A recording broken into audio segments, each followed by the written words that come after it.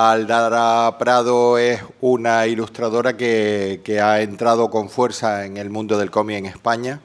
con su primera obra en cómic que se llama Nimue, y es una historia pues sobre la ninfa, la dama del lago, que entrega la espada Excalibur a Arturo antes de ser rey. De todas maneras, ella ya tiene una trayectoria previa como ilustradora muy interesante y aparte también es tatuadora, con lo cual a través de este arte también pues ha ido desarrollando capacidades muy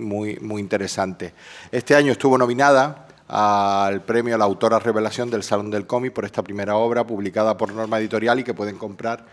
en el Salón del Cómic, porque luego también vas a estar dedicando tu obra a las 6 en el stand de firmas de aquí, de la Plaza del Príncipe. Entonces, bueno, vamos a, si tenemos posibilidad de empezar a ver las imágenes que ella nos ha compartido, y si no, pues ella les va a ir contando pues de su obra, de su proceso gráfico y de todo lo que ha venido haciendo durante todo este tiempo. Así que nada, les dejo con Aldara para que les vaya contando. Todo tuyo. Muy bien. Bueno, hola, buenas tardes. Muchas gracias por estar aquí y por esperar pese a los problemas técnicos y demás, pero bueno, yo he hecho hablar y os voy a contar un poco, sin el apoyo de las imágenes, pero os voy contando un poco lo que tenía pensado contaros hoy. Yo soy ilustradora y tatuadora y hace cosa de 10 años pues decidí que quería adentrarme en el mundo de la historieta y del cómic. Tengo la suerte de que en mi casa pues mi padre se dedica también a la profesión y por lo tanto pues he tenido el privilegio de tener a mi maestro en casa y por lo tanto pues desarrollar desde muy pequeñita una pasión muy fuerte no solo por el arte y la narrativa sino también por el arte secuencial del cómic, ¿no? Entonces pasé muchos años haciendo ilustración infantil, pequeños cómics también para revista juvenil, pero bueno, se me andaba quedando corto, era sobre todo historias que yo dibujaba recién salidita de la carrera para otras personas que escribían, pero otra de mis pasiones, aparte de dibujar, es escribir y por lo tanto pues tenía muchas ganas de adentrarme en una historia no solo dibujada sino también escrita por mí. Entonces, yo en ese momento me encontraba recién acabada la carrera de Bellas Artes en Valencia, soy gallega, pero me fui para el Mediterráneo y después me fui un poco más para arriba y me mudé a Barcelona, pues porque allí estaban Norma Editorial, Penguin, editoriales con las que ya había trabajado y bueno, la morriña gallega me empezó a apretar muchísimo. Y justo me cuadró en un momento profesional en el que yo tenía ganas de adentrarme en mi propio proyecto de cómic y por lo tanto cuando me empecé a plantear sobre qué temas me hubiera gustado tratar en ese momento de mi vida, adorando el Mediterráneo y considerándolo mi segunda casa y un lugar en el que tengo muchas raíces, la terriña me aprieta mucho, sentía mucha morriña, mucha nostalgia. Yo me he criado en una aldea muy pequeñita, en mitad del monte en Galicia. La ciudad es algo que llegó a mí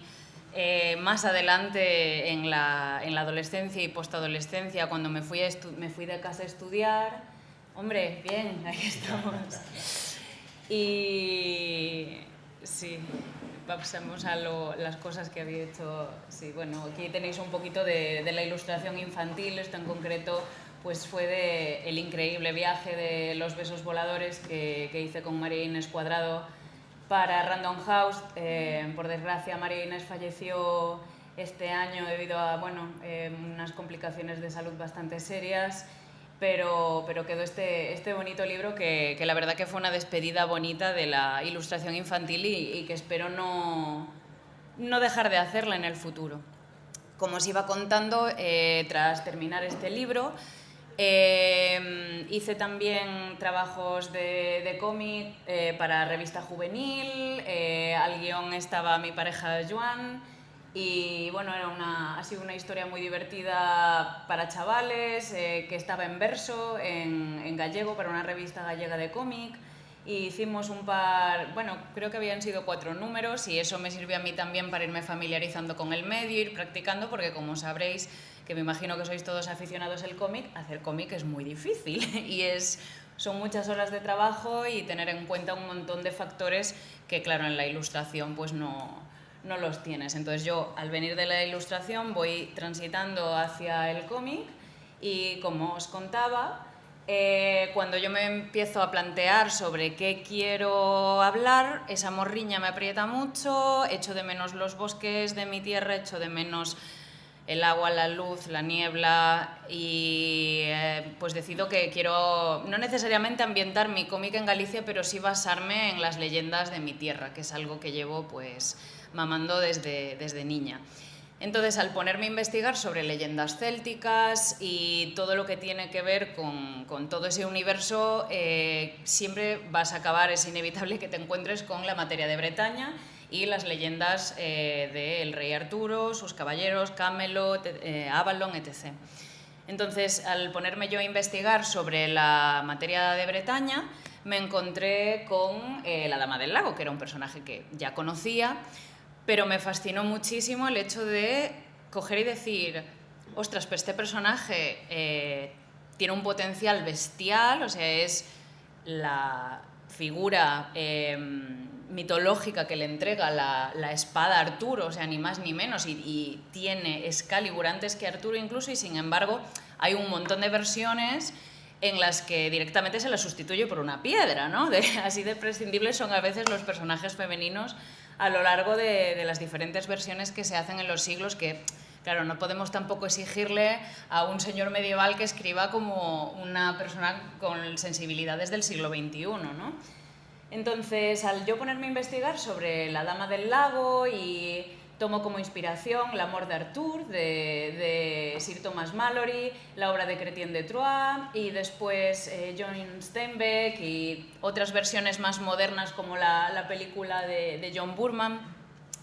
Y bueno, decido que me voy a meter de lleno en el personaje de la Dama del Lago, que me parece que hay suficiente material como para que yo coja y añada una versión mía, siendo la materia de Bretaña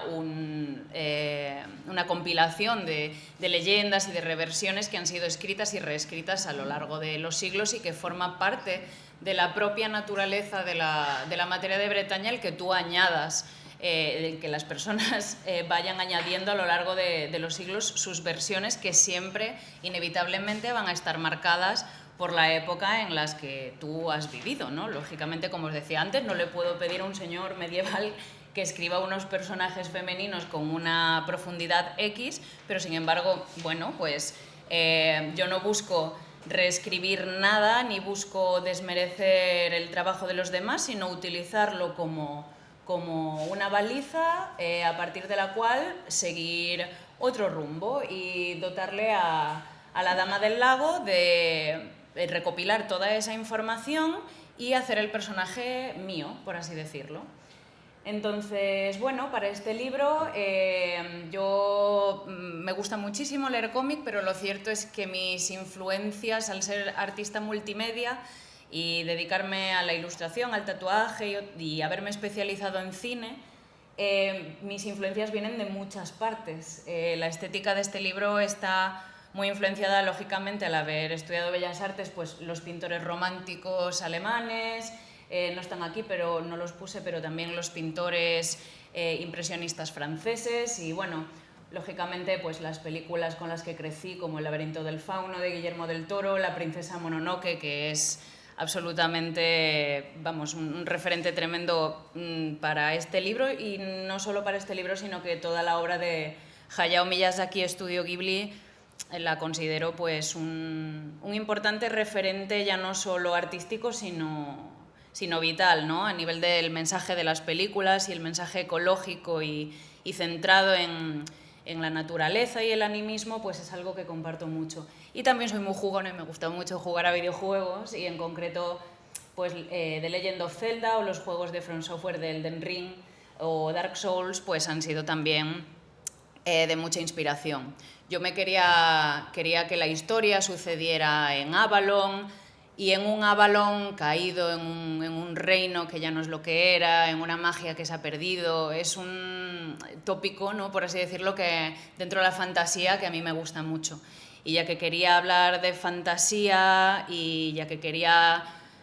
crear un universo a partir de algo que ya se había escrito, pues me apoyé en obras de otros medios, pero que trataban, pues como es el Breath of the Wild de Zelda, que habla de un Hyrule que está como de capa caída y que ha de volver a su gloria, el Elden Ring también, y en ese tipo de historias, el Laberinto del Fauno también, ¿no? Entonces, a partir de aquí, digo, bueno, pues me tengo que poner manos a la obra. Entonces, tengo suerte en el sentido de que Nimue no es un personaje tan explorado como Morgana o, bueno, ya ni qué decir, Arturo, Merlín, lógicamente son personajes que han recibido mucho más protagonismo, especialmente en el siglo XX. Y cuando digo, vale, pues voy a coger a Nimue y la voy a hacer mía, empiezo a darle diferentes vueltas al personaje. Aquí, bueno, no se ve mucho, pero al principio pues la dibujaba como más estoica, más guerrera, con algo más de mala leche, y como que no acababa de casar con la imagen que yo tenía de esta chica.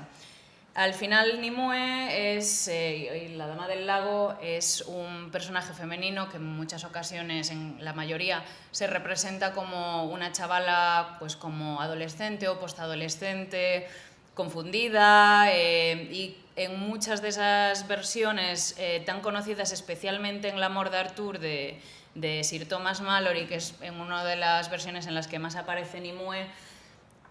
pues tira bastante del tópico de la Lolita, de una niña devorahombres que engaña a Merlín para robarle su poder, y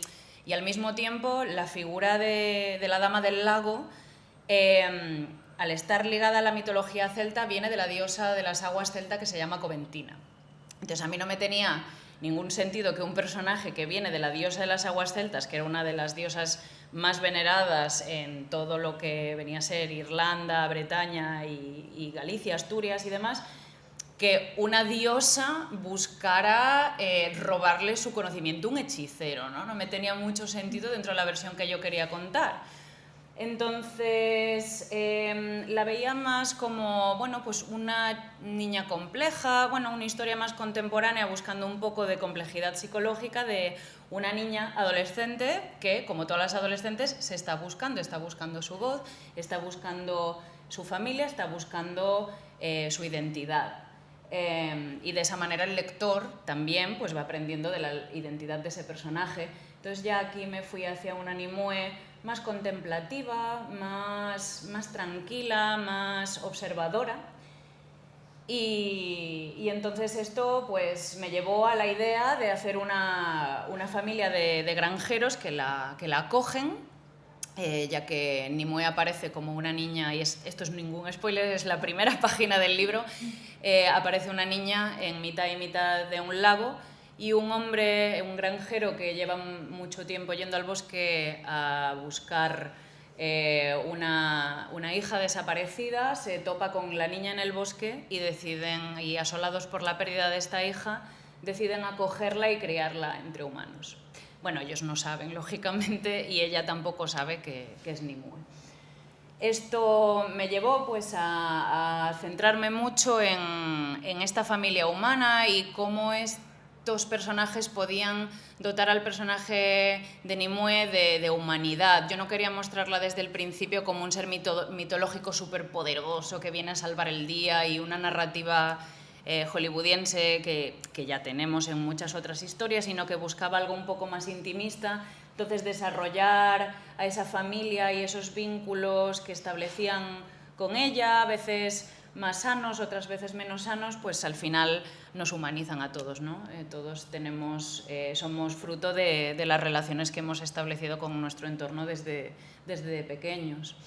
Entonces, luego, por ejemplo, también cuando me pongo a pensar a ver qué personajes añado, cuáles no añado, hice algún diseño que creo que me quedó bastante chulo de Arturo, pero finalmente decidí no añadir a Arturo. ¿Por qué? Porque si yo pongo a Arturo, a pesar de que me apetecía mucho la escena épica de ella entregándole la espada, si yo acabo el libro con ella entregándole la espada a Arturo,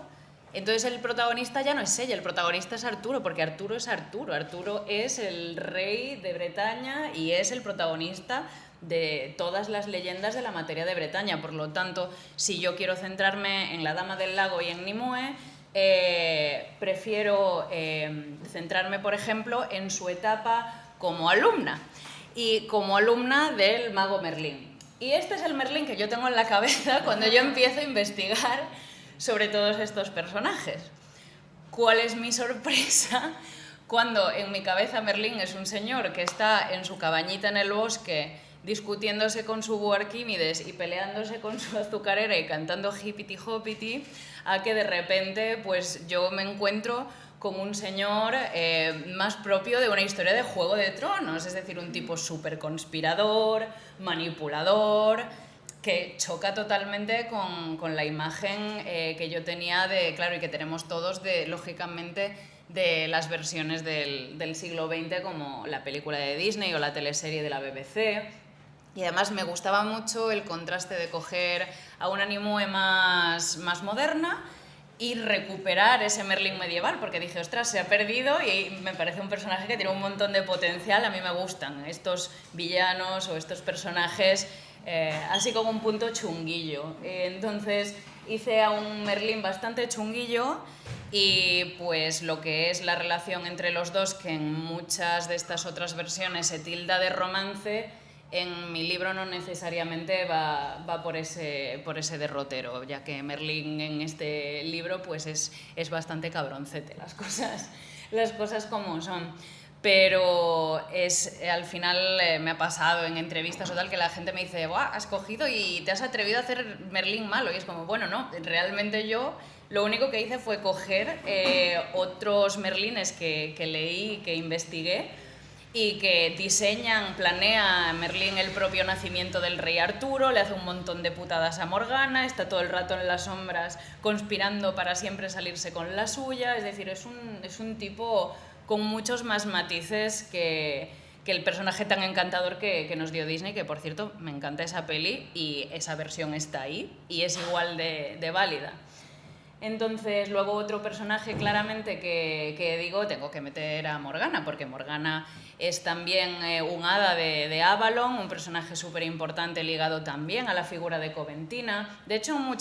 la diosa de las aguas que os comento. Y de hecho, Morgana en muchas ocasiones es interesante porque pasa un poco con todos estos personajes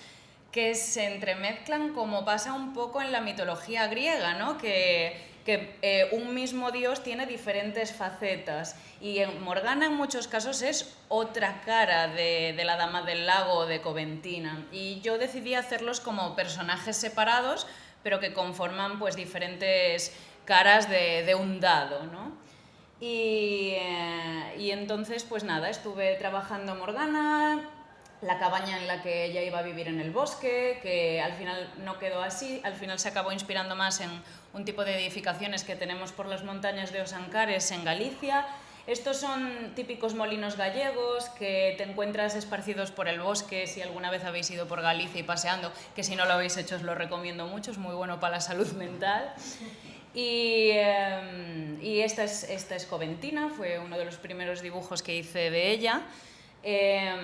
Y este es un personaje, bueno, pues mágico que me inventé en el libro, que ese sí que no os lo spoileo porque es uno de mis personajes favoritos y no lo veréis hasta unas hojas más adelante del principio,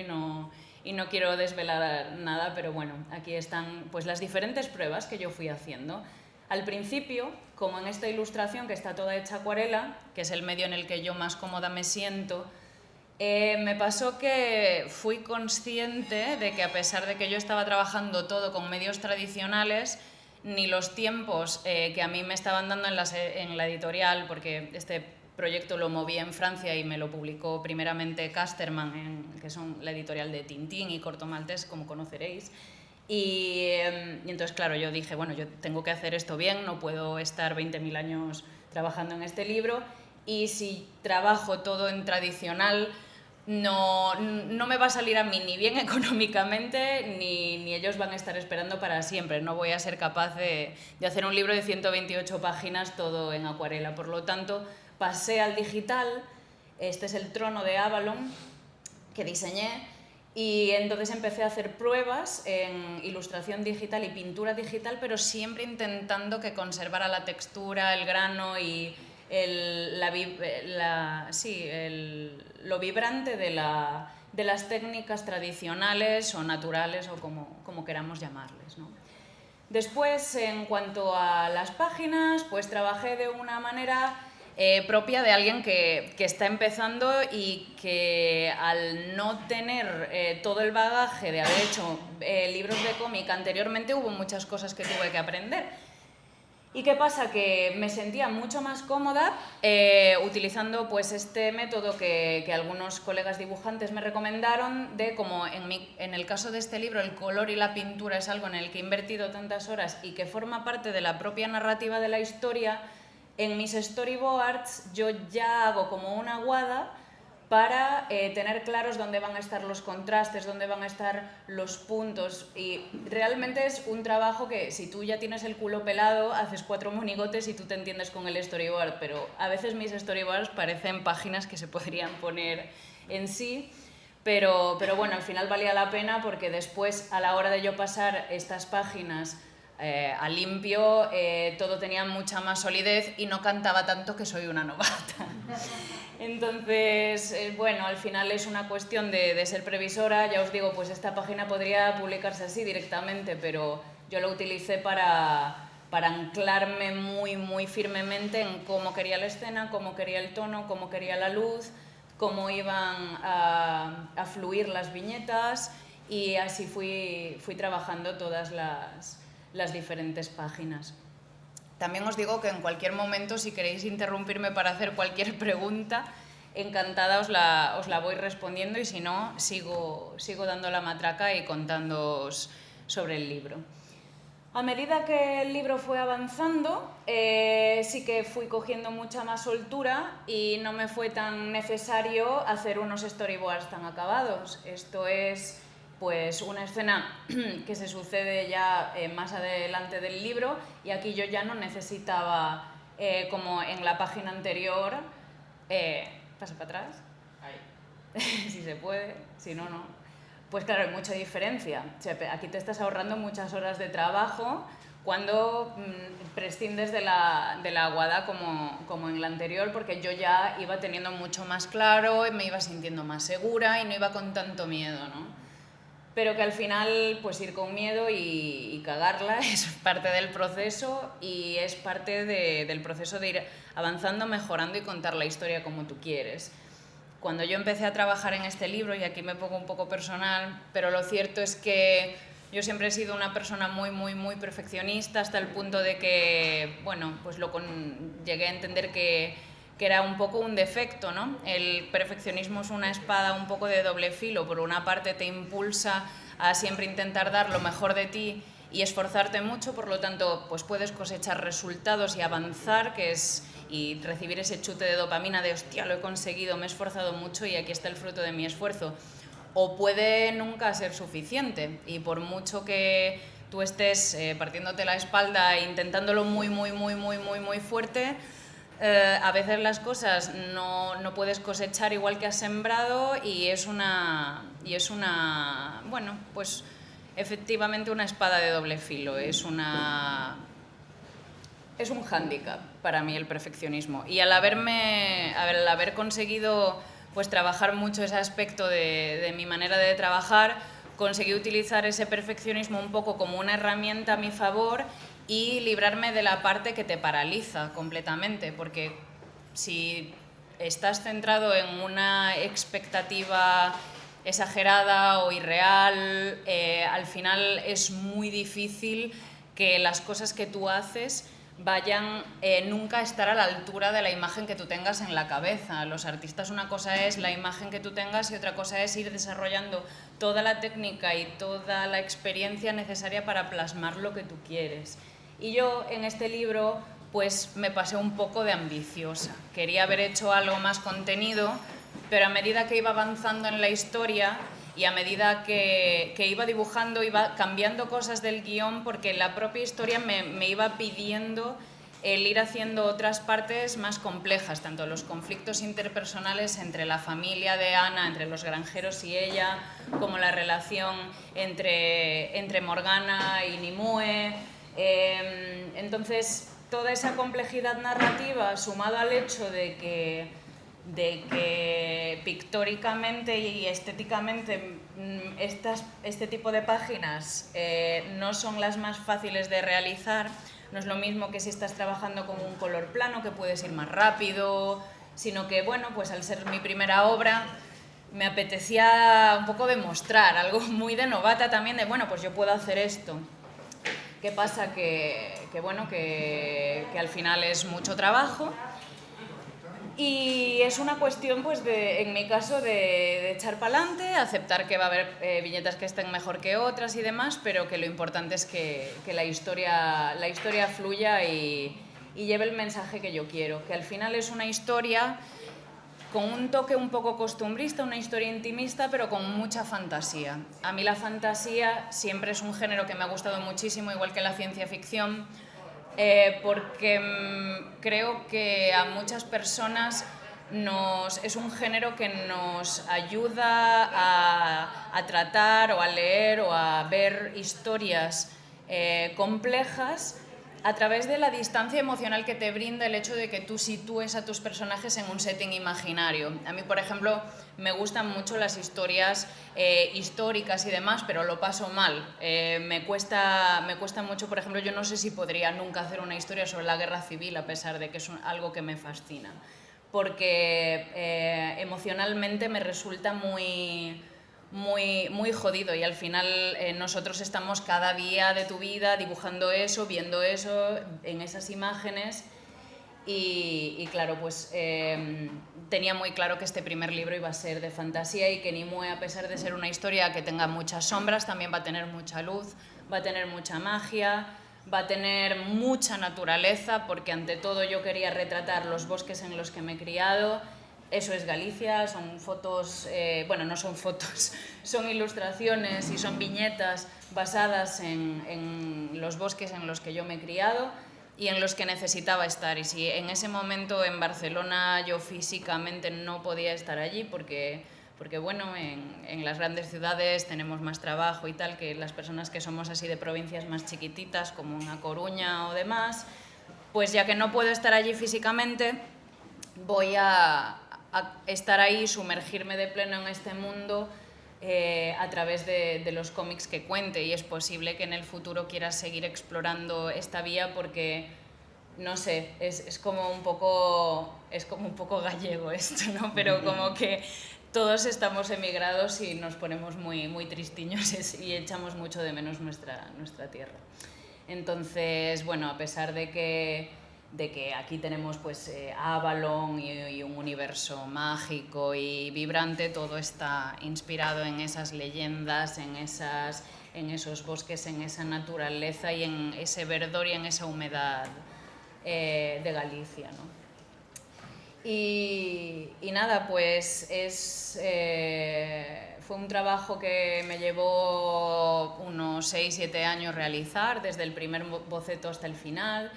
Cuando eres principiante, lógicamente, no te pagan como alguien que está súper establecido, vas empezando poco a poco y tuve que compaginar esto con mi trabajo como tatuadora y como ilustradora. Y entonces pues fue un libro que me llevó bastante tiempo hacer, pero que al mismo tiempo pues estoy muy satisfecha de haberle dedicado, de haber sacrificado ciertas cosas de mi vida para poder dedicarle a cada viñeta el tipo de tiempo, de cuidado al final es tiempo que yo quería dedicarle. Entonces, al final pues fue un proceso un poco complejo, porque al publicar en Francia el mercado franco-belga es un mercado extremadamente establecido, es un mercado en el cual los editores pues ya tienen muchísima experiencia y tienen muy claro lo que quieren. Por lo tanto, pues ya no es solo que el propio cómic en sí te lleve mucho tiempo, desde 10.000 millones de pruebas de tipografía para la portada del libro, que bueno, están inspiradas pues en los típicos nudos, las típicas tipografías con nudos irlandesas, galesas, gallegas, todo lo que son los trísteles y la simbología celta, que es en la que se basa todo el libro. Y, por ejemplo, pues para la contraportada del libro decidí enseñar Excalibur y hacerle un guiño a la peli de John Boorman, que como muchos pues me marcó mucho cuando la vi, y creo que es una escena icónica, ¿no? Si estoy hablando de la Dama del Lago y estoy hablando de Excalibur,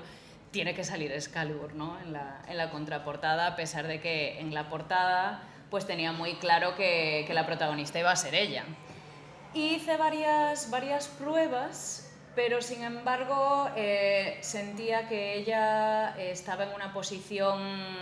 a pesar de que son portadas que me gustan mucho y que a mis editores les gustaron, lo cual no es fácil porque en Francia tienes que hacer 20.000 millones de bocetos de portada porque ellos tienen muy claro lo que quieren. Y generalmente es un punto así como de contención entre los autores y los editores y las editoriales, ¿no? Que tienes que sacrificar y demás. Tuve suerte de que a ellos todas las propuestas que yo les hice les gustaban,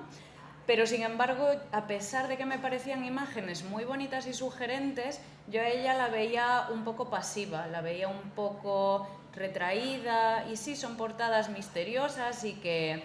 quieres saber más sobre ella y dices, ay, esta chica, pero como yo lo que quería era hablar sobre Nimue, dije, pues voy a hacer una portada que sea Nimue y que diga, pues aquí está Nimue. Y esta es Nimue, y de hecho, pues esta es una Nimue que vais a ver hacia el final del libro, pero que quería que estuviera en la portada, Nimue en todo su esplendor, con sus cabellos blancos en el lago. Y bueno, pues lo bueno de dedicarse a esto, a pesar de que es una profesión muy sacrificada y en la que muchos aspectos de tu vida, claro, pues se ven afectados por tu trabajo, al mismo tiempo tienes el privilegio de poder dedicarte a hacer cómics y a dibujar para vivir. Y eso me ha permitido tener experiencias ahora por primera vez en mi vida que nunca había experimentado, como por ejemplo tuve la oportunidad de hacer el cartel del Celsius de este año, que fue pues algo muy chocante para mí, ¿no? Claro, yo recién llegada digo, joder, no soy nadie, ¿no? Pero este libro ha gustado y ha tenido una acogida que no me esperaba para nada y que sin embargo pues ha gustado mucho tanto en España como Francia, y ya hay varios otros idiomas que están en camino.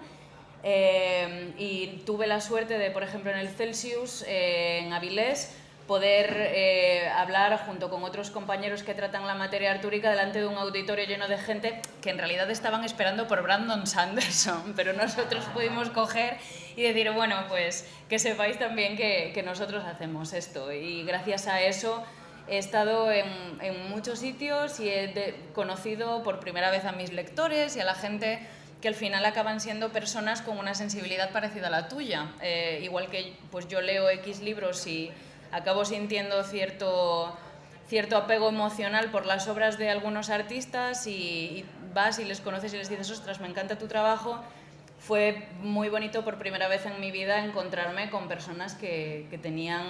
curiosidad por lo que yo tenía que contar. Entonces, es muy bonito también ver que hay tantas personas que todavía a día de hoy están interesadas en la materia de Bretaña, como las leyendas artúricas llevan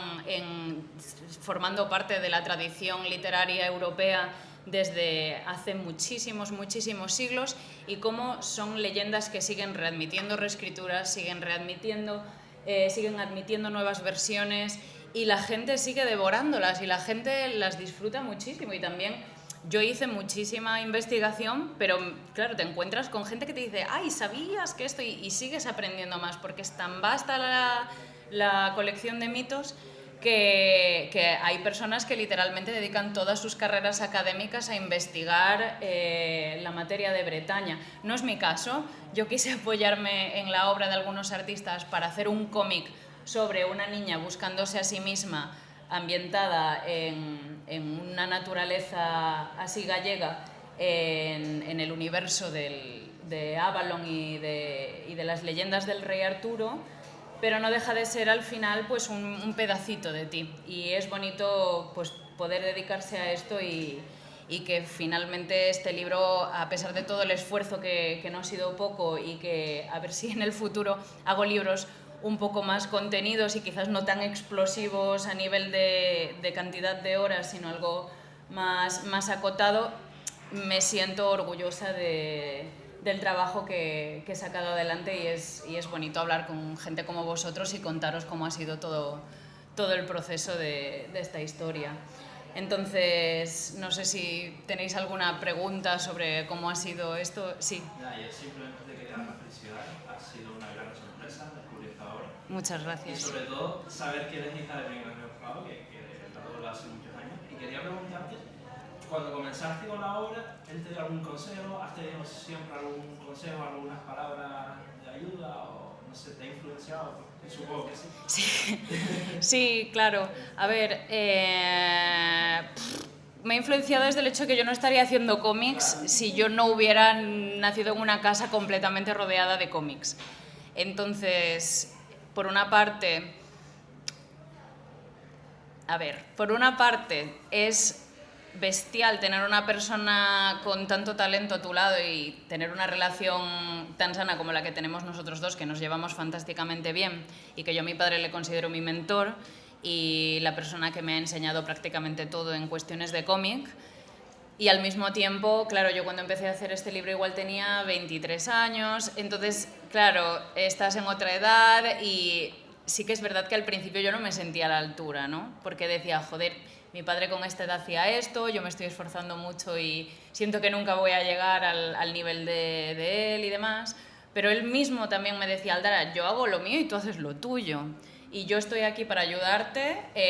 a encontrar tu voz y a guiarte cuando tú lo necesites. Pero en ningún momento, y en eso tuve mucha suerte, porque creo que hay personas que no han experimentado eso necesariamente al dedicarse a lo mismo que a su familia, que suele tener un punto de imposición quizás, a veces. En mi caso no fue así, y él siempre no me impuso absolutamente nada de su manera de ver las cosas, sino que estaba disponible para que yo le consultara cualquier duda que tuviese, y vaya que sí le consulté, porque muchas veces página que terminaba o página que estaba a punto de terminar, página que le llamaba y le decía, oye, ¿qué te parece la página esta? Tal, y era el mismo que me decía, ¿quieres hacer el favor de confiar en lo que estás haciendo y de preguntarme cada 2 por 3? Porque está bien, confía en lo que haces, está cojonudo, Aldara, sigue adelante. Y la verdad es que es un privilegio bestial el tener una persona con tanto talento a tu lado y que te apoya. Entonces, sí, o sea, me ha influenciado mucho, lógicamente, porque es mi padre y le quiero mucho, pero además es que mi padre es un artista como la copa de un pino. Entonces, sí, por una parte intimida muchísimo, pero por otra parte yo no tengo por qué ponerme los zapatos de mi padre, yo me pongo los míos, y mi pie es de otro tamaño y llevo otros zapatos diferentes, y a los dos pues nos va bien. Entonces, nada, si tenéis alguna otra pregunta os la contesto de mil amores, y si no, pues os doy las gracias por haber venido en esta hora de la siesta, escucharme hablar sobre mi libro y sobre leyendas, y dar las gracias también al... sí. No, Perdón. Muchas gracias por la charla, lo primero. Y nada, preguntarte pues ya me he intrigado, ¿cuáles son tus siguientes proyectos? ¿Vas a seguir un poco en esta línea o vas a cambiar? Pues tengo varios proyectos sobre la mesa ahora mismo,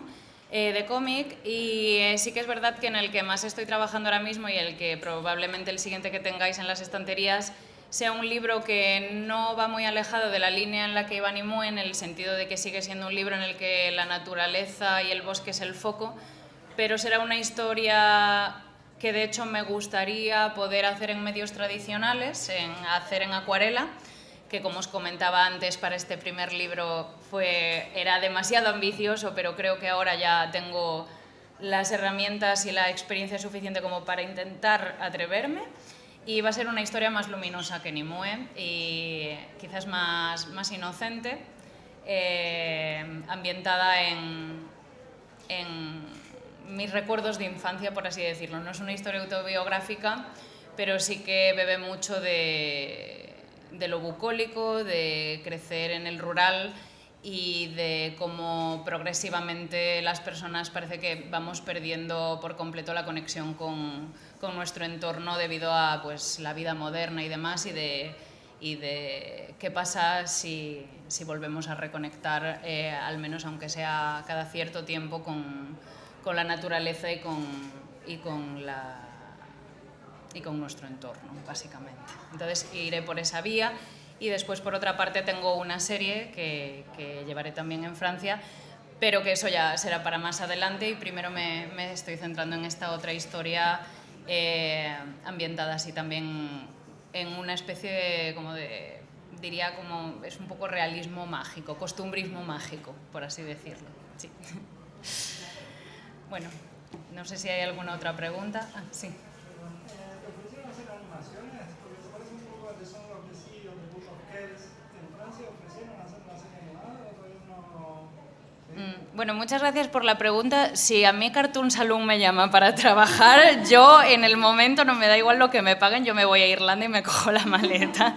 porque soy muy fan, no lo puse antes en las influencias, pero soy muy fan de las películas de este estudio. Lógicamente también ellos tratan también mucho de la mitología irlandesa, que es que se parece muchísimo a la gallega. Entonces, no he tenido el privilegio de que me llamaran para trabajar con ellos. Creo que al empezar en esto, pues estoy ahora empezando a recibir comentarios por parte de la gente que va cogiendo el libro, y ojalá que pudiera, bueno, ya no apuntar tan alto como Cartoon Saloon, no lo sé, ojalá que sí, pero sí que me encantaría trabajar en animación, porque de hecho yo me especialicé en lenguaje audiovisual cuando estudié Bellas Artes. Entonces, y estudié animación también, y me gustaría mucho poder trabajar en animación en algún momento de mi vida. Y muy buen ojo, porque me encantan las películas de este estudio y son una influencia tremenda también para este libro. Bueno, sí. Muchísimas gracias por la charla. ¿Y darías un consejo para los jóvenes que se quieren dedicar al cine? Pues bueno, muchas gracias a ti por haber venido y por haberme escuchado. El consejo que suelo dar a las personas que son algo más jóvenes que yo y que están empezando a hacer cómic suele diferir de los consejos que veo dar a personas que son más mayores que yo y que han establecido su carrera en un momento económico y demás diferente a la realidad que nosotros estamos viviendo ahora como personas jóvenes. Y en concreto con los cómics hay un consejo que sigue siendo el mismo que a mí me dieron en su momento, que es que todo te pille dibujando, es decir, dibuja, porque cómics en concreto necesitas mucha soltura, son muchas horas delante de la mesa y, bueno, ya lo sabréis, me imagino, de los dibujantes que te gustan, los mangakas que te gustan, son personas que están pegadas a la mesa de dibujo permanentemente. Entonces, dibujar mucho, dibujar mucho del natural y ser observador, fijarte mucho en las cosas, en cómo la gente, en los gestos de las personas, en los animales, en tu entorno. Entrena tus ojos y estate presente en la vida, no vayas siendo un pasajero, sino como una persona activa que va observando su entorno para luego tú retratarlo a través de tus ojos. Y por otra parte, siempre está bien, si tienes un curro, como fue mi caso, de camarera o en una librería o en lo que sea, siempre está bien, es una profesión complicada, que tengas algo a tu lado que te pueda apoyar económicamente, puesto que las artes, conocidamente, y eso sí que tampoco ha cambiado, se ha hecho más difícil, pero sigue siendo complicado, es una profesión al empezar pues muy precaria. Por lo tanto, te recomiendo mucho que hagas por sustentarte a ti misma y que tus necesidades básicas estén siempre cubiertas, porque tener que dibujar durante 12 horas al día preocupándote por poder pagar el alquiler es un poco complicado. Entonces te recomendaría que dibujaras mucho y que estuvieras pendiente de mantenerte sana y fuerte, porque eso es lo que te va a permitir seguir haciendo cómics y seguir dedicándote a las artes. Nada, muchas gracias a ti. Bueno, y nada, pues muchas gracias a todos por venir, muchas gracias por escucharme y a la Fundación y al Salón del Cómic de Canarias por invitarme. Y nada, ha sido un placer estar aquí en Canarias, que es mi primera vez, y espero poder volver en algún momento de mi vida, así que muchas gracias. Just like a movie, just like a storybook, we are the future, we're the ones they won't overlook.